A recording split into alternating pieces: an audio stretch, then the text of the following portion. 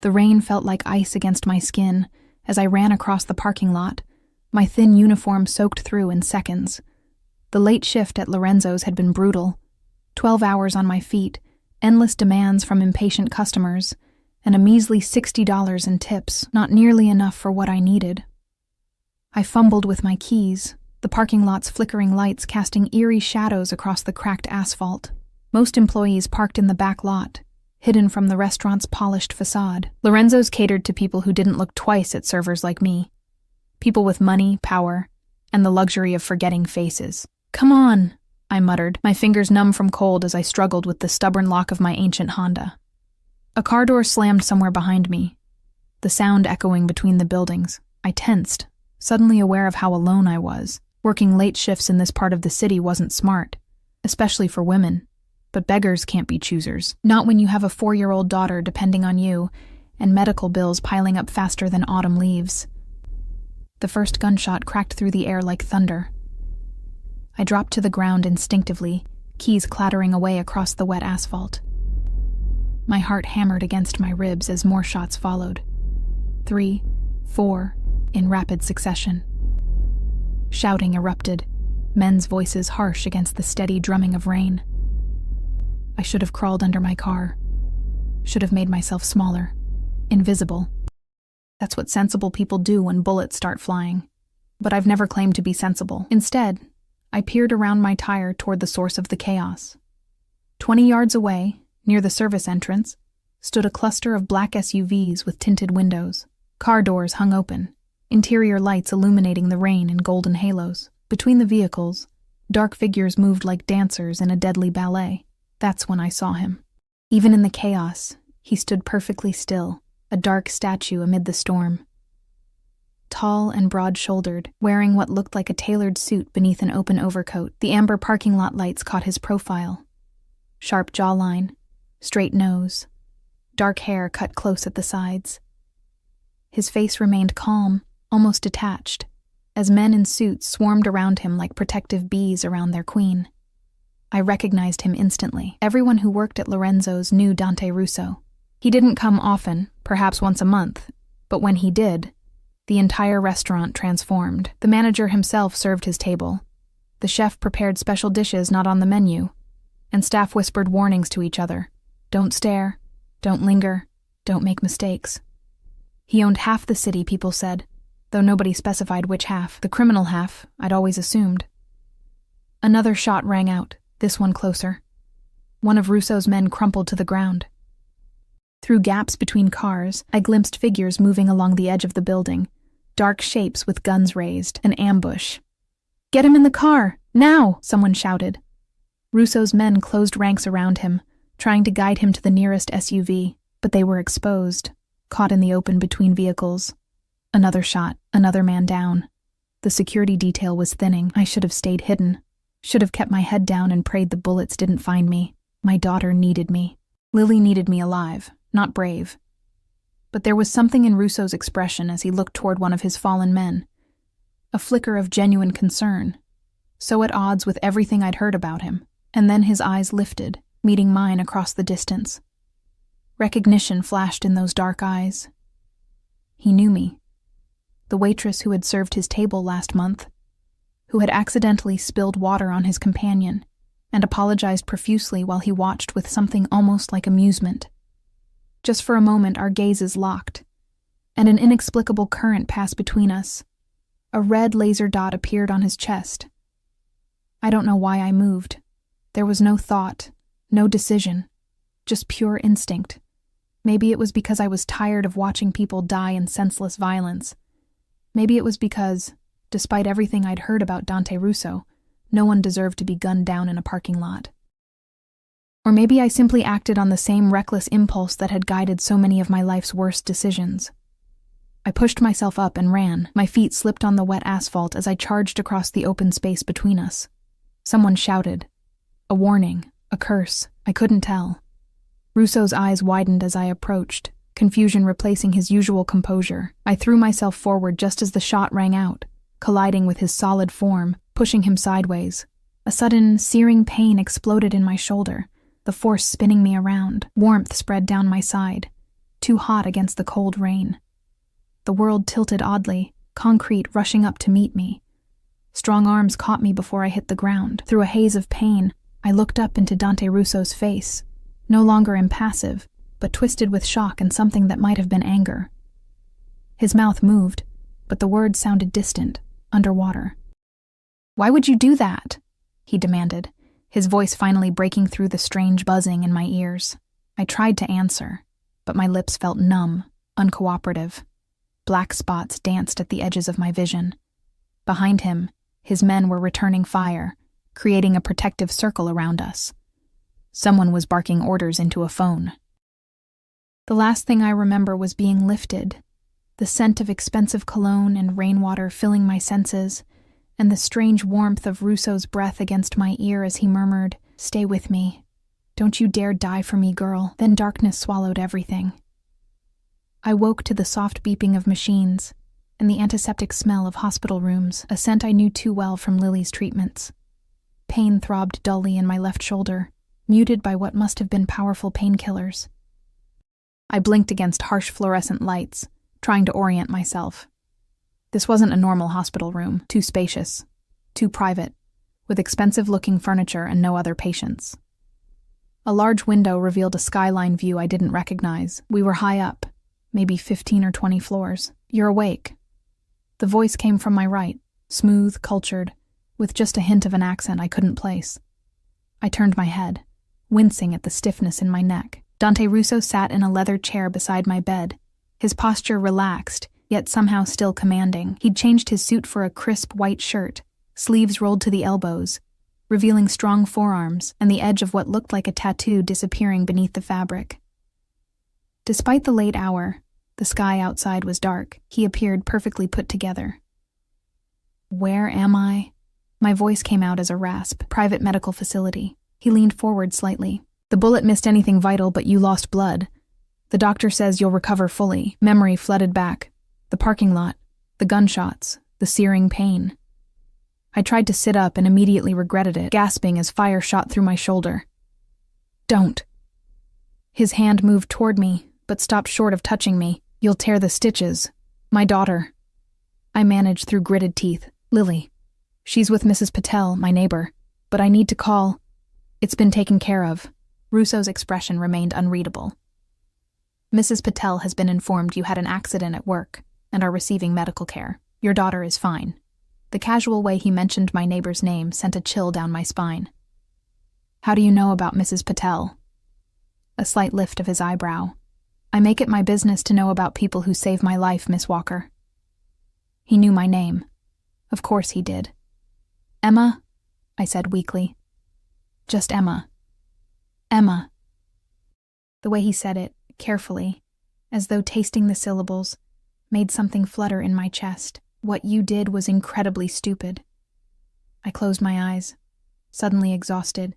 Probably not the first stupid thing I've done, but perhaps the most consequential. He shifted in his chair. "Why did you do it?" I opened my eyes again, meeting his gaze. Up close, his eyes weren't simply brown as I'd first thought, but almost black, intense and unnerving. "I don't know," I answered honestly. "I saw the laser sight on your chest, and I just moved. You have a child waiting for you at home, yet you risked your life for a stranger, for someone like me." There was genuine curiosity in his voice, as though I were a puzzle he couldn't solve. "Someone like you?" I echoed. His mouth curved slightly, not quite a smile. "Don't pretend you don't know who I am, what I am. Everyone at Lorenzo's knows." I swallowed hard. Yes, I knew the whispers. That Dante Russo ran the city's most powerful criminal organization. That people who crossed him disappeared. That the police looked the other way when his name came up. But in that moment in the parking lot, I hadn't seen the feared Mafia boss. I'd seen a man with a gun pointed at his heart. I didn't think, I admitted. I just didn't want to watch someone die. He studied me for a long moment, his expression inscrutable. Most people would have hidden, would have minded their own business. I'm not most people. That earned me the ghost of a real smile.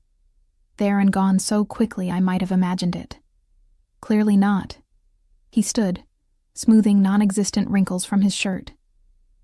Rest. The doctor will check on you soon. As he moved toward the door, a sudden panic gripped me. Wait. What happens now? When can I go home? My daughter. Russo paused, looking back at me over his shoulder. Now you heal.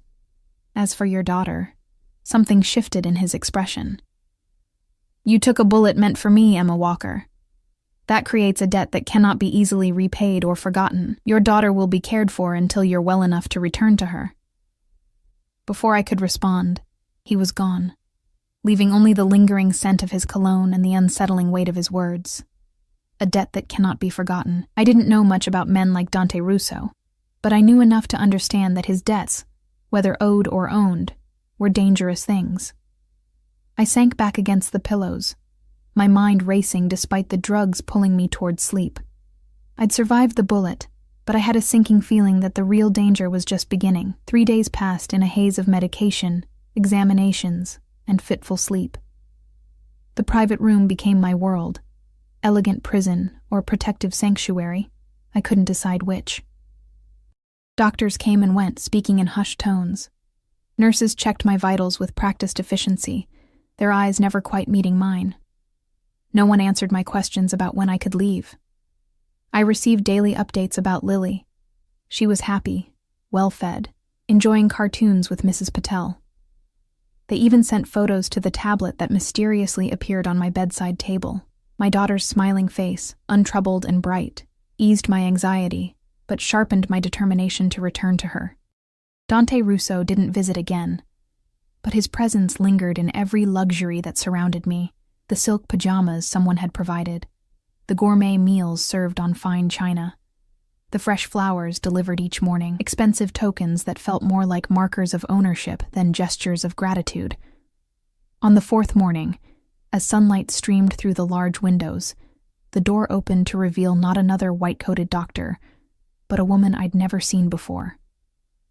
Tall and immaculately dressed in a tailored pantsuit, she carried herself with the confidence of someone accustomed to authority. Her dark hair was pulled back in a severe knot, emphasizing sharp cheekbones and calculating eyes. Ms. Walker. Her voice was cool, professional. I'm Diana Vega, Mr. Russo's personal assistant. I straightened against the pillows, suddenly conscious of my disheveled appearance. Have you brought news about when I can go home? She placed a leather portfolio on the foot of my bed. The doctor has cleared you for discharge, provided you follow a strict recovery regimen. Her gaze flicked briefly to my bandaged shoulder. Mr. Russo has arranged accommodations for you and your daughter. Accommodations? I frowned. I have an apartment. A 4th-floor walk-up with faulty heating in a neighborhood with one of the highest crime rates in the city. She stated this as fact, without judgment. Not ideal for your recovery or your daughter's well-being. The casual mention of my living situation, details I'd never shared with anyone at Lorenzo's, sent a chill down my spine. You've been investigating me. Diana's expression didn't change. Mr. Russo is thorough about those in his debt. She opened the portfolio, revealing documents arranged in precise order. Your apartment lease has been paid through the end of the year. Your personal belongings and your daughter's things have been packed and moved to a secure location. Anger flared through me, burning away the fog of medication. You had no right. Your neighbor, Mrs. Patel, supervised the packing process. Diana continued as if I hadn't spoken. Nothing was left behind or damaged. Your daughter selected which toys to bring. She slid a photograph across the bed. Lily smiling, clutching her favorite stuffed elephant, standing beside Mrs. Patel in what looked like an expensive foyer. My anger faltered at the sight of my daughter looking so happy, so untroubled. Where is she now? At your new temporary residence, settling in. Diana removed another document from the portfolio. This details your medical leave from Lorenzo's. Fully paid, of course. And the timeline for your physical therapy. My head spun with the implications. In just 4 days, Dante Russo had completely rearranged my life without my knowledge or consent. I should have been outraged, terrified even. Instead, beneath the indignation, I felt something dangerously close to relief.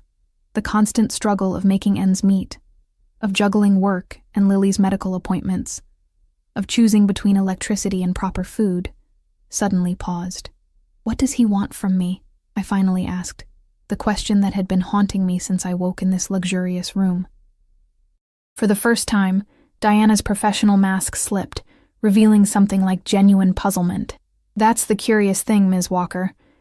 In my 15 years working for Mr. Russo, I've never seen him react this way to—" She hesitated. "To someone like you. Someone like me? Ordinary." The word wasn't delivered with cruelty, just stark assessment. "Mr. Russo moves in exclusive circles. His associates are powerful, connected. Yet here you are, a single mother working as a waitress, commanding his personal attention." Her words stung, but I couldn't deny their truth. I was nobody, invisible to people like Dante Russo under normal circumstances. "I saved his life," I pointed out. "Many have done services for Mr. Russo. Few receive this level of consideration." Diana closed her portfolio with a decisive snap. "A car will arrive in 1 hour to transport you to the new residence. Mr. Russo will visit this evening to ensure you're settled." With that, she turned to leave, pausing at the door. "One piece of advice, Ms. Walker. Whatever you did to capture Mr. Russo's interest, be careful. His attention can be as dangerous as his indifference." After she left, a nurse arrived with discharge paperwork and instructions for wound care. An hour later, I was seated in the back of a sleek black SUV with tinted windows, dressed in clothes I didn't recognize, but that somehow fit perfectly. Soft jeans, a loose-fitting blouse that accommodated my bandaged shoulder, and a cashmere sweater that probably cost more than my monthly rent. The driver, a broad-shouldered man who introduced himself only as Marcus, remained silent throughout the journey, his eyes hidden behind dark sunglasses despite the overcast day. Through the windows, I watched the city transform, gritty neighborhoods giving way to tree-lined streets, dilapidated buildings replaced by stately brownstones and modern high-rises. We stopped before a towering glass building in what I recognized as the most exclusive district downtown. Marcus opened my door and offered his arm for support as I stepped out, momentarily dizzy from the medication and the overwhelming circumstances. The lobby gleamed with marble and polished brass, staffed by uniformed attendants who nodded respectfully as Marcus guided me to a private elevator. He inserted a key card, and we ascended swiftly to the top floor. My ears popped with the rapid change in altitude. "Mr. Russo owns the entire penthouse level," Marcus explained, breaking his silence. "Your accommodations are in the East Wing." The elevator opened directly into a foyer that was larger than my entire apartment. Sunlight streamed through floor-to-ceiling windows, illuminating hardwood floors and elegant furnishings that looked like they belonged in a magazine. "Mommy!" The familiar voice sent my heart soaring. Lily came running from an adjoining room, her dark curls bouncing, face alight with excitement. I dropped awkwardly to one knee, mindful of my injured shoulder, and caught her with my good arm as she barreled into me. "I missed you so much, sweetheart," I whispered, breathing in her familiar scent, now mingled with what smelled like expensive shampoo. "We're living in a castle, Mommy," Lily pulled back, her brown eyes wide with wonder. "I have a princess bed and a room just for toys, and Mr. Bear has his own tiny bed, too." Over her head, I noticed Mrs. Patel emerging from the same room, her round face creased with both worry and relief. "Emma, thank goodness." She hurried over, clasping my free hand. "How are you feeling, Beta? We've been so worried." "I'm okay," I assured her, struggling to reconcile my elderly neighbor with this palatial setting. "Thank you for taking care of Lily. They've been very kind," Mrs. Patel said, lowering her voice. "But—" Her eyes darted to Marcus, who had retreated to a discreet distance but remained within eyesight. "This situation is very unusual, Emma." Before I could respond, Lily tugged at my sweater. "Come see my room, Mommy. It has stars on the ceiling that glow in the dark." I allowed her to lead me through the apartment, trying to mask my shock at each new revelation of luxury. Lily's room was a child's fantasy. A canopied bed, walls painted with a whimsical forest scene, shelves filled with books and toys I'd never been able to afford. My own suite connected to hers via a shared sitting room and featured a king-sized bed, a bathroom larger than our old living room, and a walk-in closet, already filled with clothing in my size. Mrs. Patel departed after extracting a promise that I would call her daily, her worried eyes communicating concerns she wouldn't voice in front of Lily. Marcus informed me that dinner would be served at 6 and that Mr. Russo would arrive at 7, then withdrew to what I assumed was a security post near the elevator. The remainder of the afternoon passed in a surreal blur as I tried to maintain normalcy for Lily's sake. We explored our new temporary home, as I carefully termed it, played with her new toys, and read from the extensive children's library. If she noticed my distraction, or the tension I couldn't fully hide, she didn't comment. After Lily's bath, in a tub with jets that delighted her to no end, we shared dinner delivered by silent staff members who appeared and disappeared like ghosts. The food was exquisite, though I barely tasted it, anxiety mounting as the clock ticked toward 7. I just tucked Lily into her new princess bed when I heard the elevator doors open in the distant foyer. My heart stuttered, then raced. I kissed my daughter's forehead, promised to check on her later, and closed her door, leaving it cracked just enough to hear if she called for me. Taking a deep breath, I smoothed down my clothes. I'd changed into a simple blue dress I found in the closet, one of the few options that didn't seem ridiculously formal, and moved toward the main living area. Dante Russo stood by the windows, silhouetted against the city lights spread below like fallen stars. He'd turned at the sound of my approach, his dark gaze sweeping over me in a single assessing glance. "You look better," he said by way of greeting. "Amazing what not being shot can do for one's appearance," I replied, surprising myself with the sarcasm that slipped through my nervousness. The corner of his mouth lifted slightly. Sense of humor intact. Good. He gestured to the sitting area. "Please, sit. Your shoulder must still be painful." I perched on the edge of a leather armchair, while he remained standing, moving to pour 2 glasses of amber liquid from a crystal decanter. When he offered one to me, I shook my head. "Painkillers," I explained. "Ah."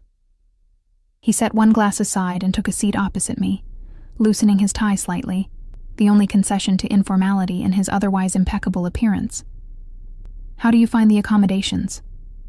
"Excessive," I said honestly. "Lily thinks we're in a fairy tale castle." "Children adapt quickly." He took a sip of his drink. "Adults, less so. You have questions." It wasn't a question, but I nodded anyway. "Why are we here? What happens next? When can we go home?" "You're here because it's safe," he replied, each word measured.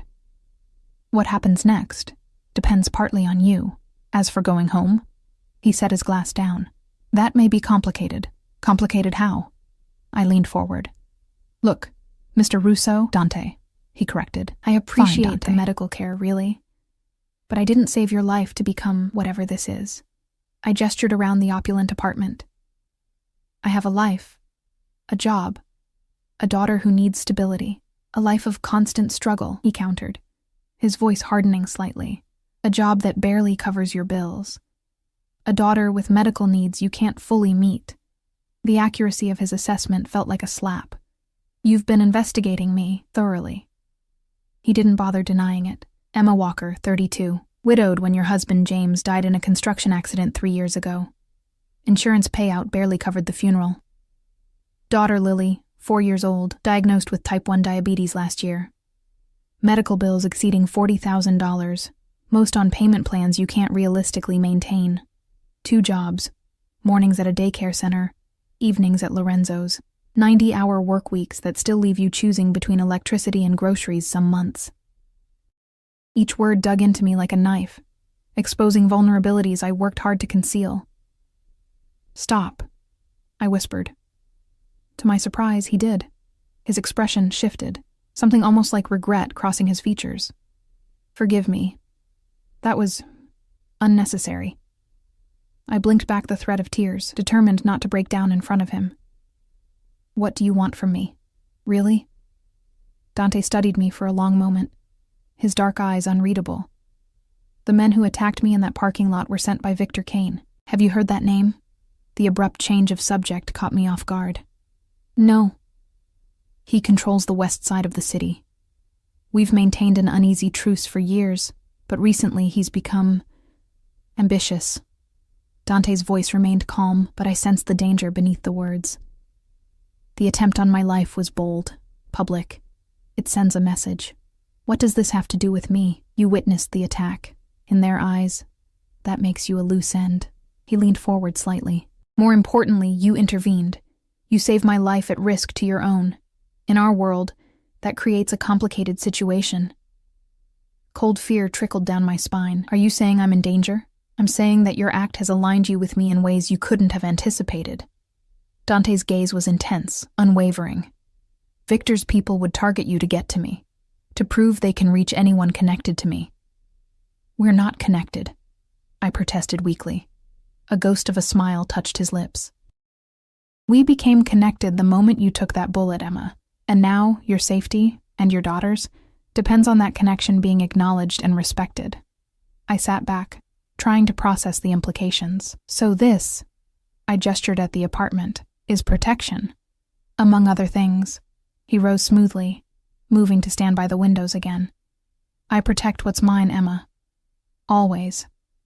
The possessive word sent an unexpected shiver through me, half fear, half something I didn't want to examine too closely. I'm not yours. He turned, the city lights casting half his face in shadow. Perhaps not, but you're under my protection now, whether you want it or not. The alternative is unacceptable. Morning light streamed through curtains I'd forgotten to close, rousing me from fitful sleep. For a disorienting moment, I didn't recognize my surroundings. The king-sized bed with silk sheets, the panoramic view of the city sprawled beneath a cloudless sky. Then, reality crashed back. The shooting, the hospital, Dante Russo's unexpected intervention in my life. I gingerly tested my shoulder, finding the pain duller today. More of an insistent throb than the sharp agony of previous days. Small victories. The digital clock on the bedside table read 7:15 a.m. Lily would be awake soon, if she wasn't already. My daughter was an early riser. Always had been. Eager to greet each day with the boundless enthusiasm only children possess. As if summoned by my thoughts, a soft knock came at the door connecting my room to hers. Mommy? Are you awake? Her small voice carried through the wood. Come in, sweetheart, I called, pushing myself to a sitting position. The door cracked open, and Lily peeked in, her dark curls wild from sleep, clutching Mr. Bear to her chest. Seeing me awake, she broke into a sunshine smile and scrambled onto the bed beside me, careful of my injured shoulder in a way that broke my heart. No 4-year-old should have to be so mindful of an adult's pain. Did you sleep well in your princess bed? I asked, smoothing her hair with my good hand. Mr. Bear had bad dreams, she confided seriously, but I told him the stars would protect us. That was very brave of you. I pressed a kiss to her forehead, breathing in the sweet scent of her. Are you hungry? Should we see about breakfast? Before she could answer, another knock came, this one at the main door to my suite. After ensuring I was decent in the silk pajamas I'd found in the closet, I called, Come in. A young woman entered, carrying a tray laden with food. She was perhaps in her mid-20s, with a neat ponytail and a professional demeanor. Good morning, Ms. Walker, Miss Lily. I'm Sophie, the household manager. I've brought your breakfast and your medication schedule. She set the tray on a small table near the window, then straightened, hands clasped before her. Mr. Russo asked me to inform you that a children's tutor will arrive at 10 to assess Lily's educational needs. A tutor? I echoed, startled. She's 4, not 14. Mr. Russo believes early education is crucial. Sophie's tone remained pleasant but firm.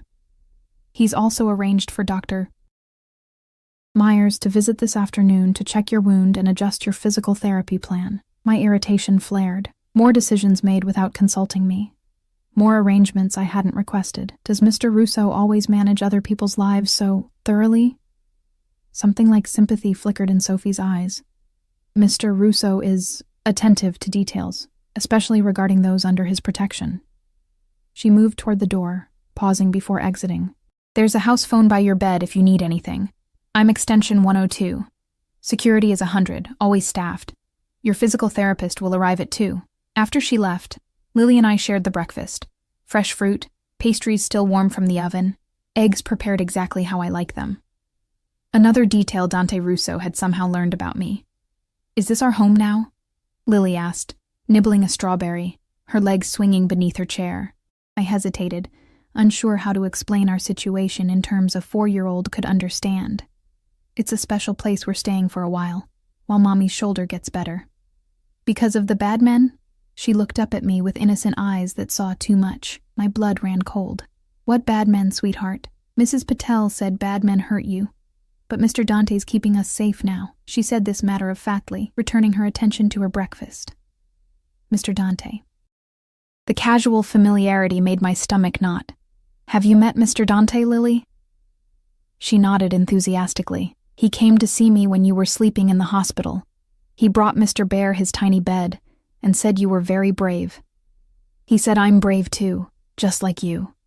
The revelation that Dante had visited my daughter without my knowledge sent a spike of anger through me. What right did he have to insert himself into her life, to win her trust while I lay unconscious? The morning passed in a whirlwind of activity I had little control over.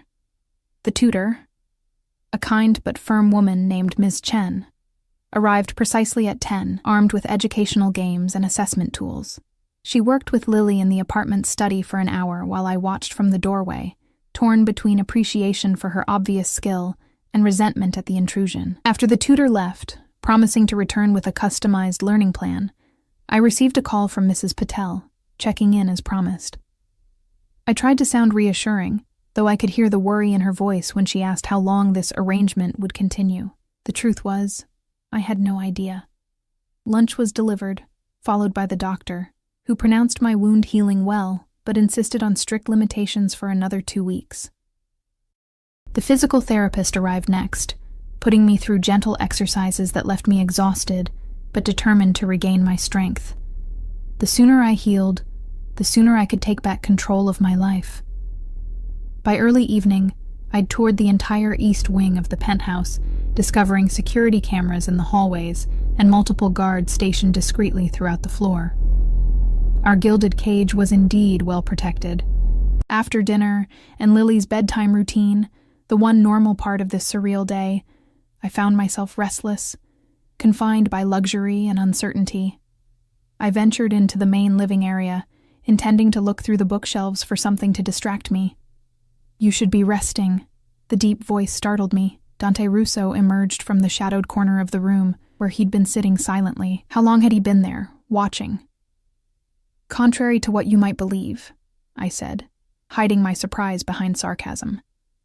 "I don't actually require supervision for every moment of my day. Evidence suggests otherwise." He approached, his movements fluid and controlled. Tonight, he'd forsaken his suit jacket, wearing only a crisp white shirt with the sleeves rolled up, exposing strong forearms marked with intricate tattoos that disappeared beneath the fabric.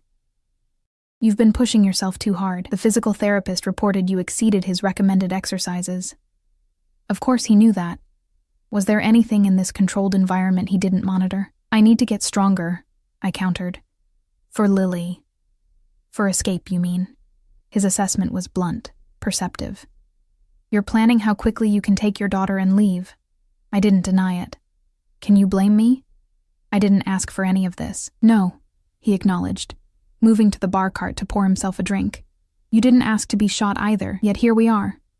"You still haven't told me how long this arrangement will last," I pressed.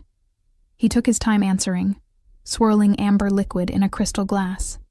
"That depends on several factors.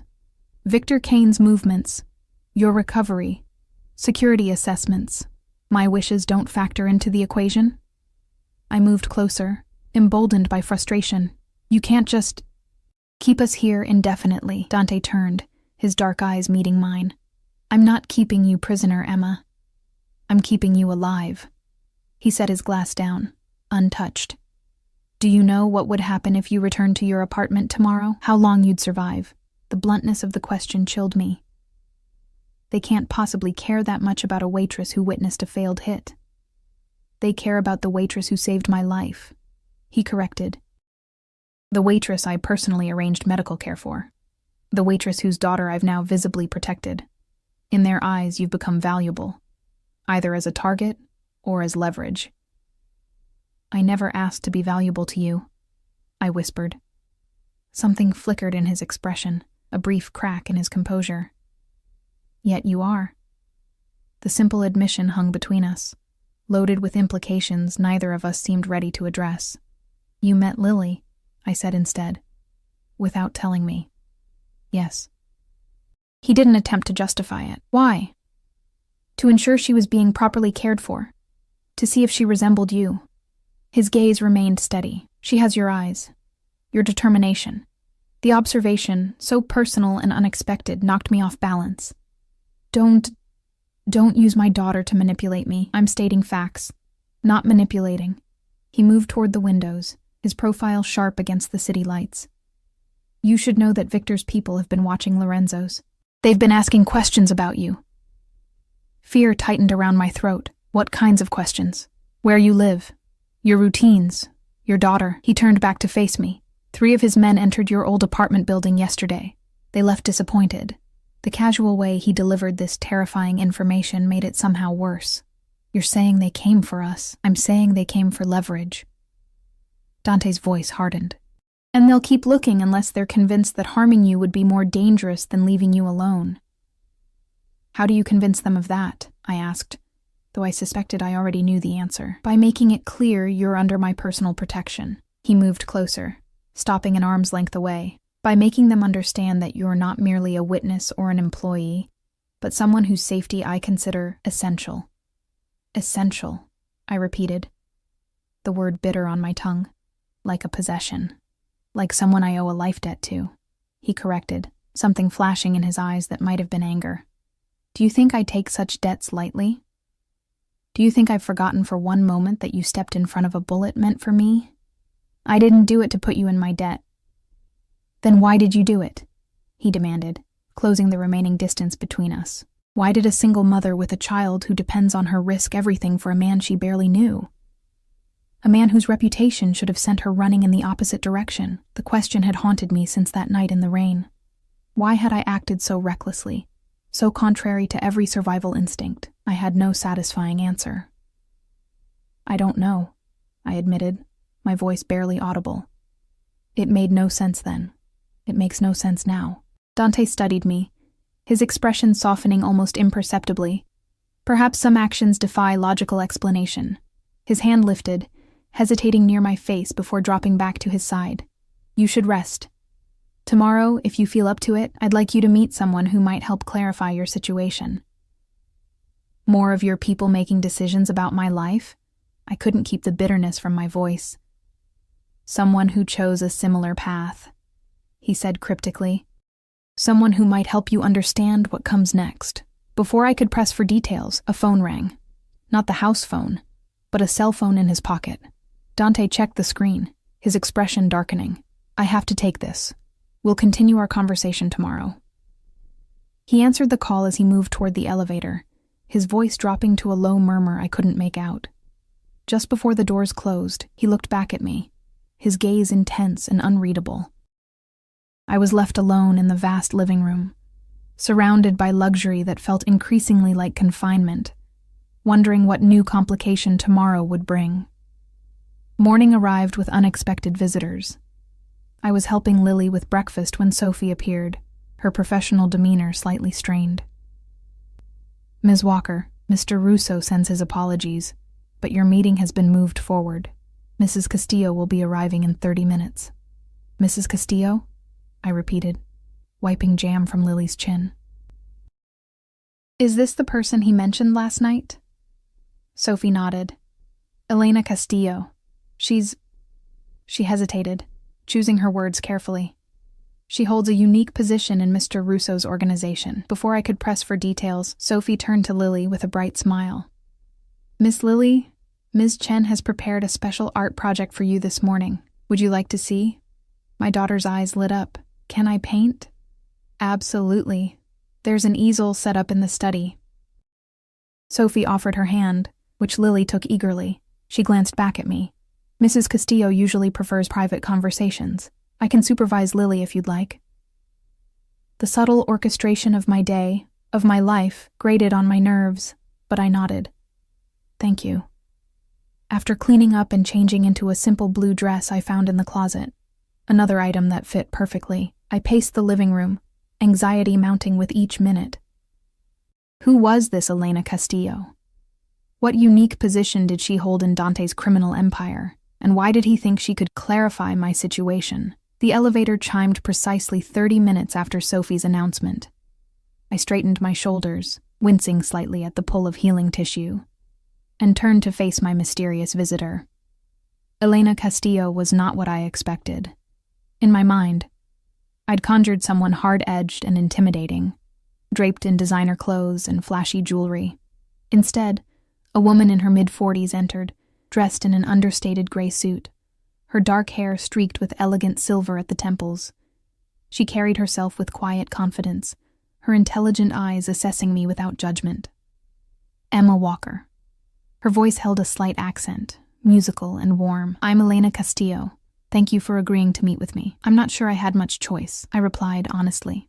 A smile touched her lips. "Ah, Dante hasn't changed his methods, I see." She moved into the living room with the easy familiarity of someone who'd been there before.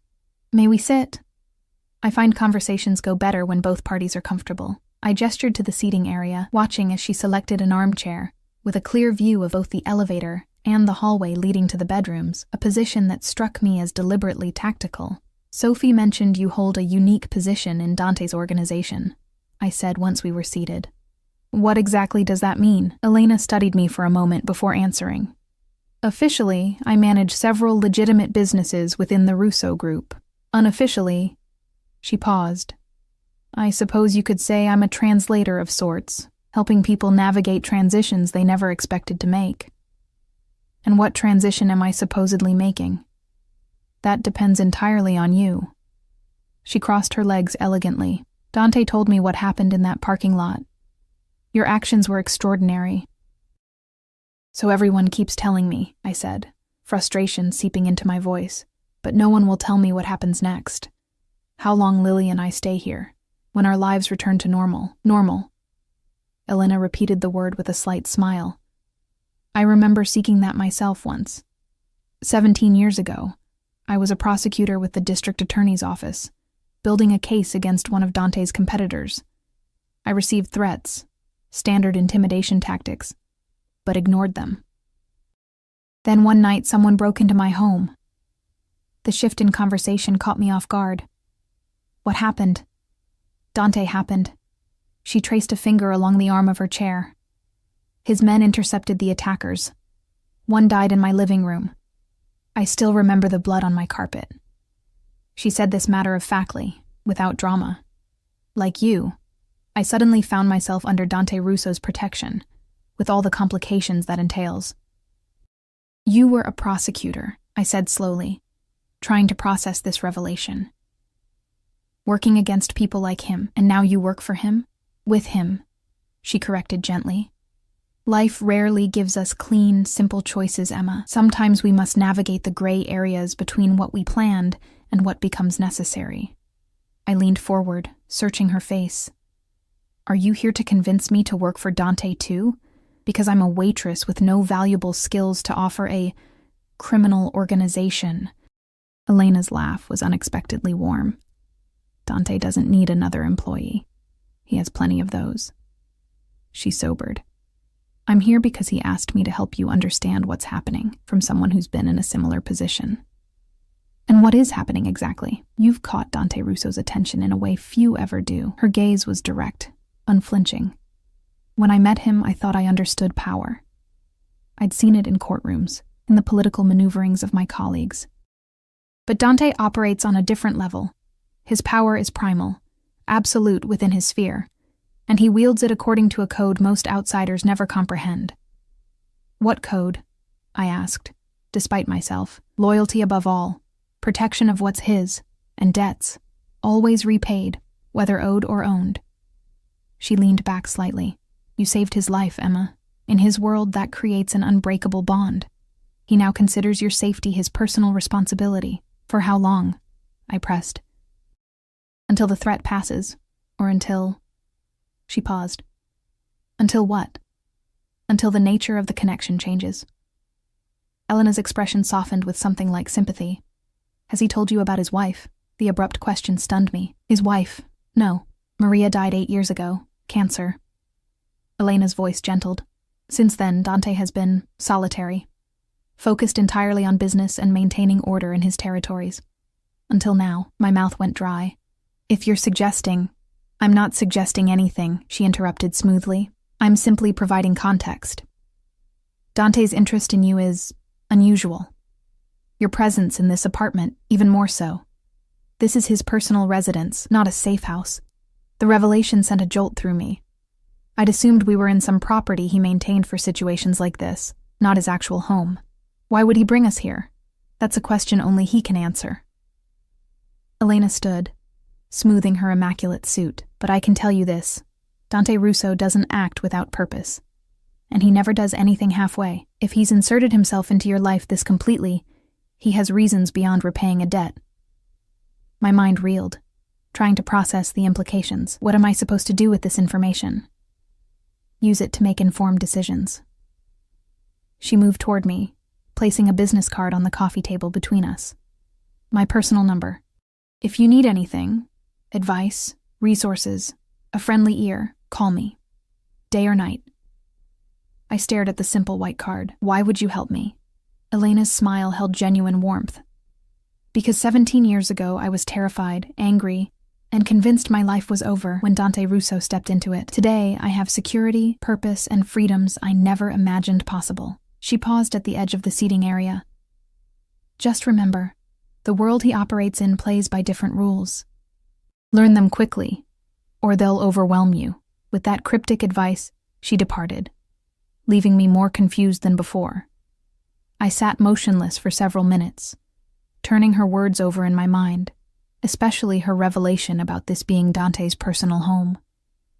The thought that he had brought my daughter and me into his private space, rather than some anonymous safe house, shifted something in my understanding of the situation. I was still sitting there when Sophie returned with Lily, who proudly displayed a colorful painting of what might have been a castle, or possibly a very ambitious cat.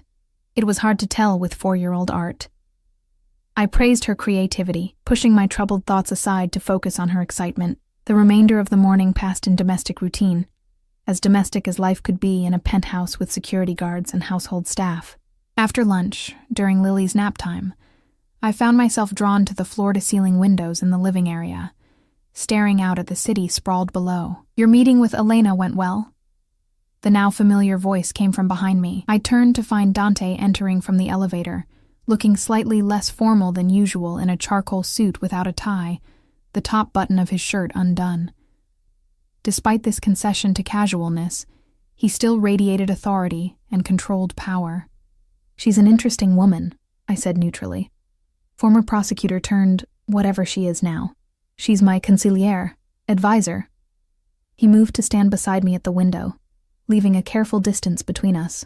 And yes, she's interesting. Like you, I turned to face him directly. This is your home, not a safe house. If my direct statement surprised him, he didn't show it. Yes. Why bring us here? Why not some anonymous location your enemies wouldn't immediately associate with you? Because this is the most secure property I control, he answered simply. The entire building has my security. Every entrance, every elevator, every stairwell. No one enters without my knowledge. But it makes us more significant, I argued. If your enemies know we're staying in your personal residence, they already believe you're significant. He interrupted. The moment I brought you to my private medical facility, the moment I moved your daughter to safety, those actions sent a message. Housing you here merely reinforces it. What message? His dark eyes held mine, that anyone who harms you answers directly to me. Something in his tone sent a shiver down my spine. Not fear, exactly, but awareness of the dangerous man before me. A man who commanded power I could barely comprehend. Elena mentioned your wife, I said, watching his expression carefully. I'm sorry for your loss. A shadow crossed his features, brief but unmistakable. Maria was ill for a long time. Her passing was expected, if never accepted. She also implied that your interest in me goes beyond repaying a debt. I forced myself to maintain eye contact, needing to understand. Is that true? Dante was silent for a long moment, his gaze intense. Would it matter if it was? Of course it would matter, I said, frustration breaking through. I've been shot, uprooted from my home, placed under what amounts to protective custody. All because I made a split-second decision to save a stranger's life. Now that stranger is micromanaging my existence, providing tutors for my daughter, arranging my medical care, and apparently harboring some interest in me beyond obligation. So yes, it matters. To my surprise, a slight smile touched his lips. You're remarkably direct for someone in your position. My position being what exactly? Under the protection of a man, most people fear too much to question. His voice remained calm, almost appreciative. I've never been very good at fear, I admitted. Caution, maybe. Self-preservation occasionally. But fear just makes me angry. I've noticed. Dante moved closer, the distance between us shrinking to mere inches. To answer your question, yes, my interest in you extends beyond obligation. You intrigue me, Emma Walker. You act on instinct rather than calculation. You challenge me rather than defer. You saved my life without thought of reward or consequence.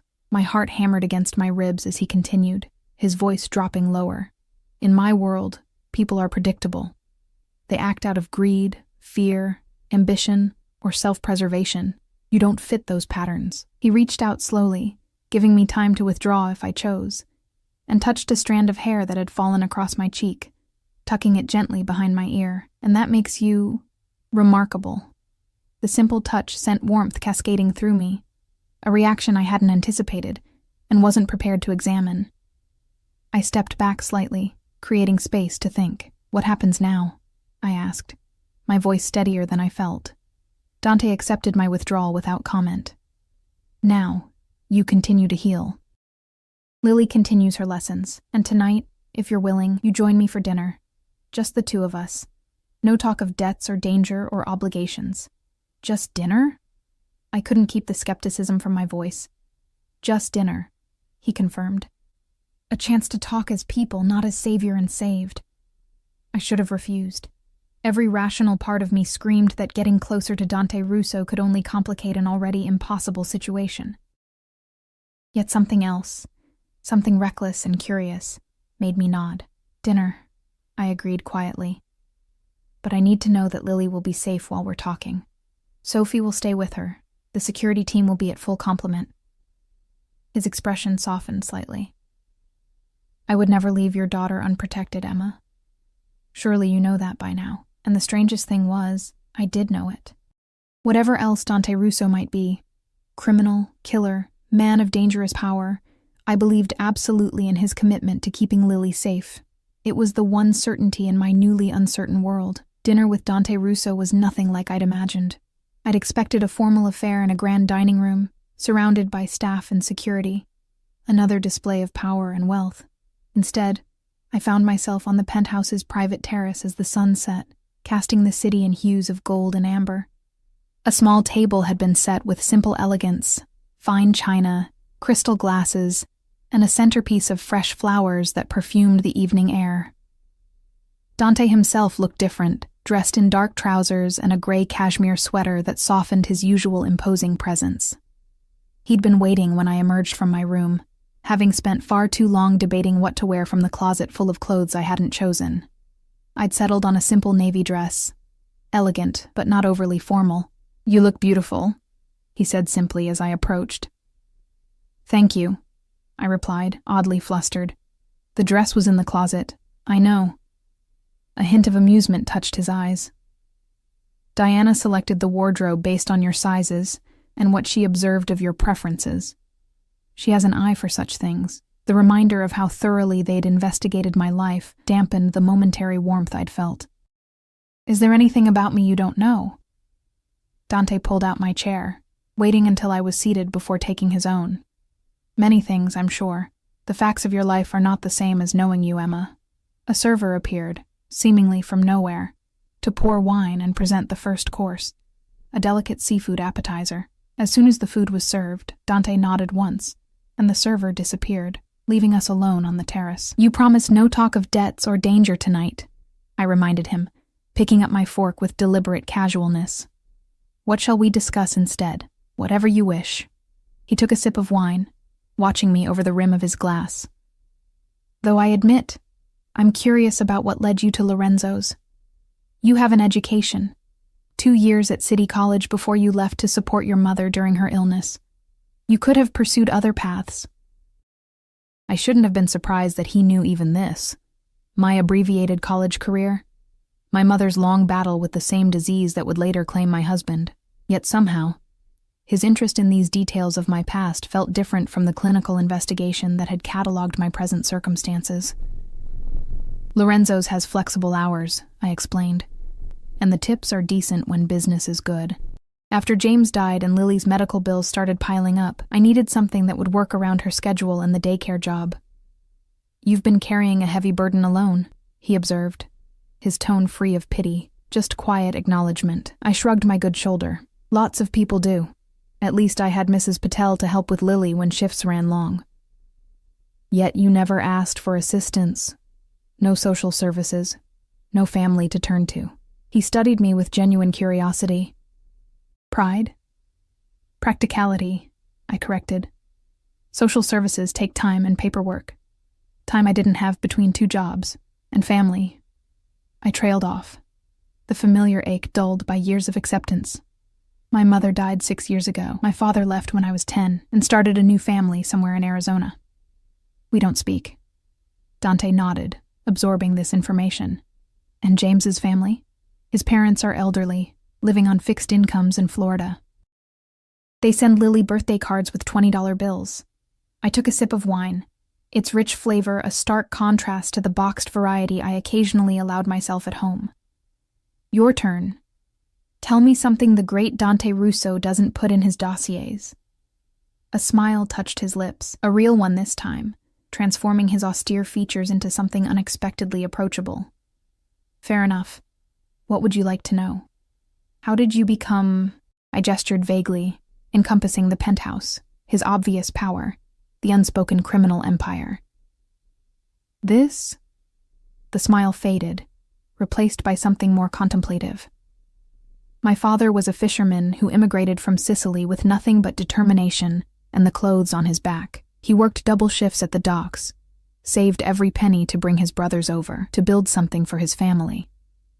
Dante's gaze grew distant.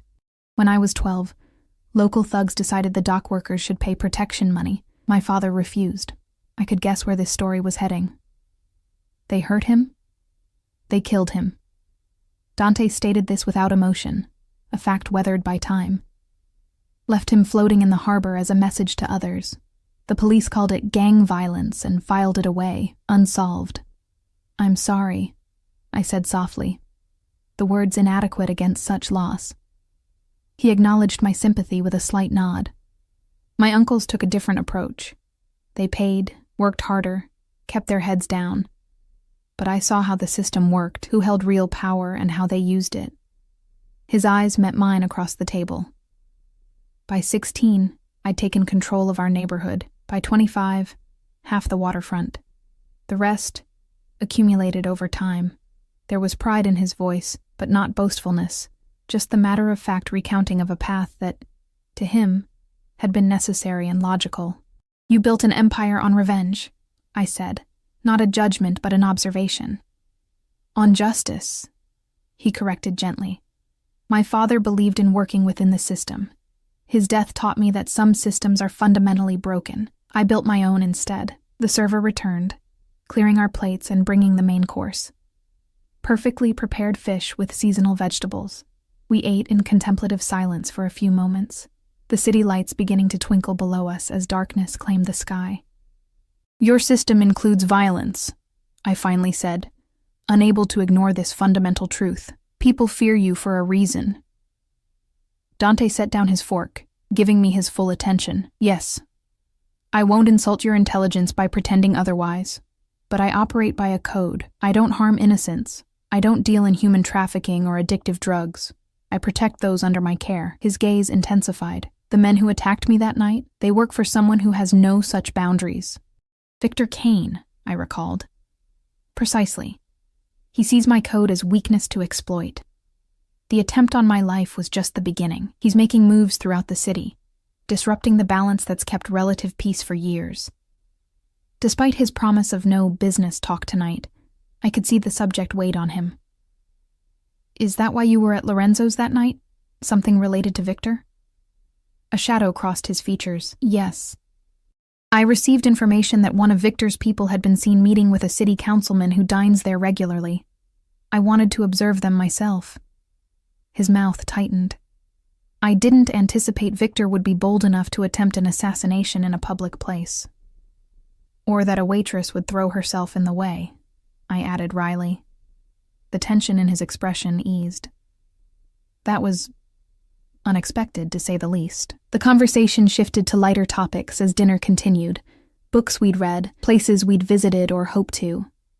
I learned that Dante had a passion for classical music, played piano, and spoke 4 languages fluently. He discovered my love of art history, abandoned when life's practicalities intervened, and my secret dream of someday taking Lily to see the great museums of Europe.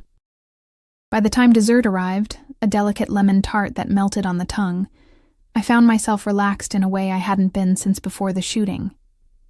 Dante proved to be an attentive listener and surprisingly adept at drawing me out, his natural intensity tempered by genuine interest in my responses.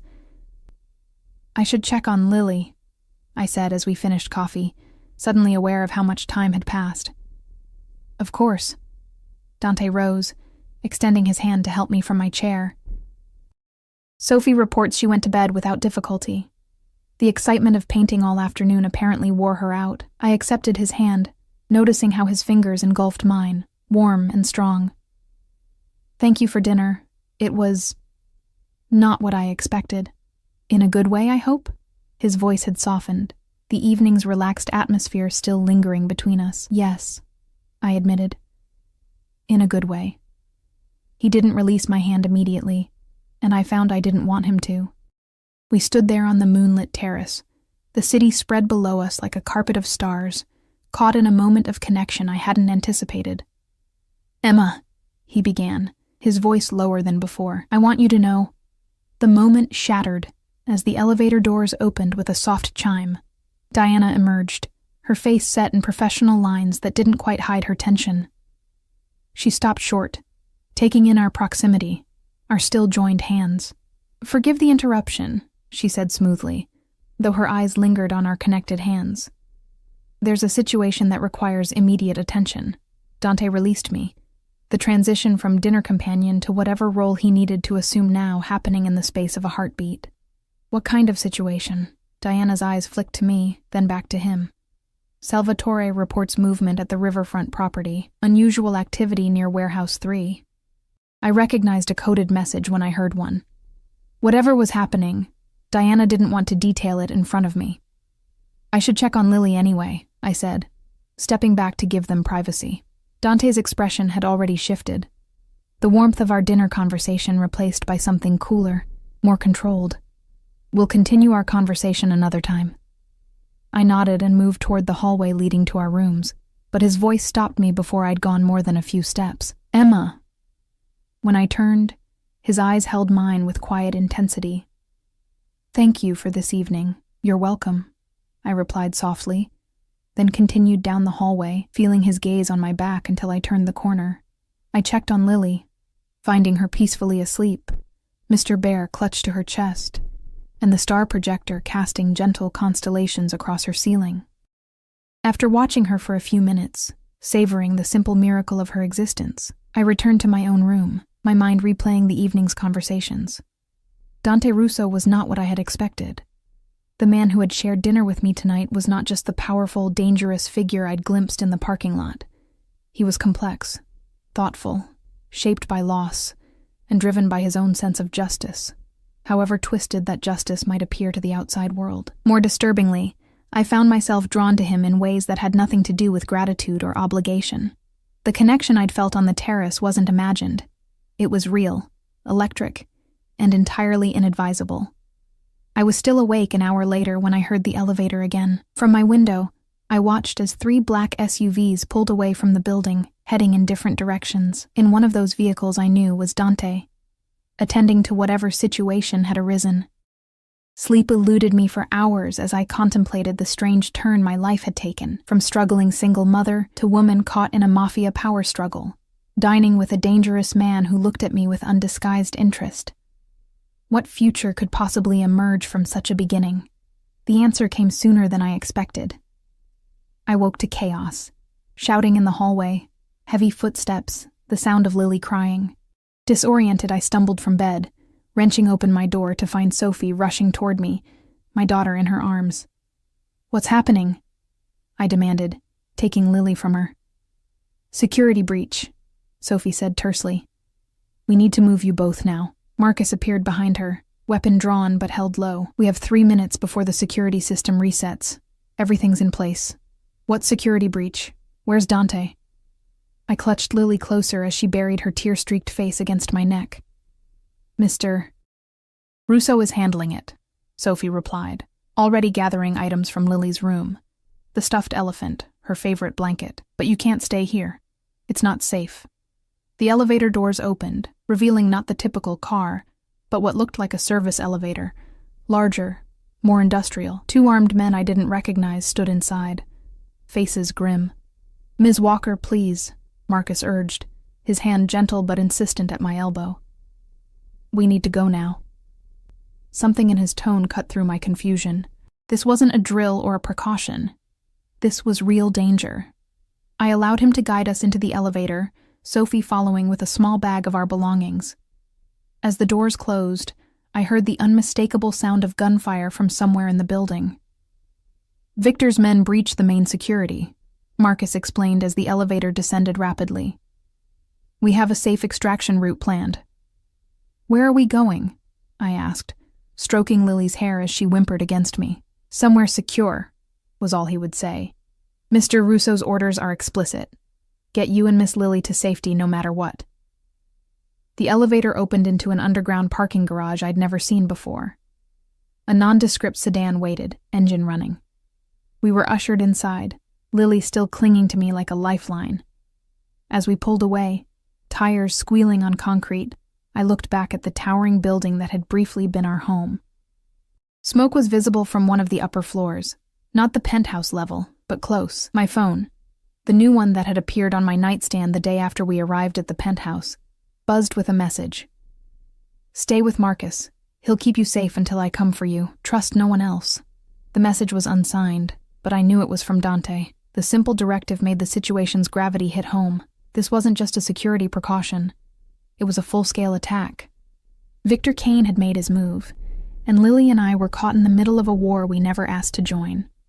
As the car sped through pre-dawn streets, Lily gradually calmed, falling into exhausted sleep against my chest.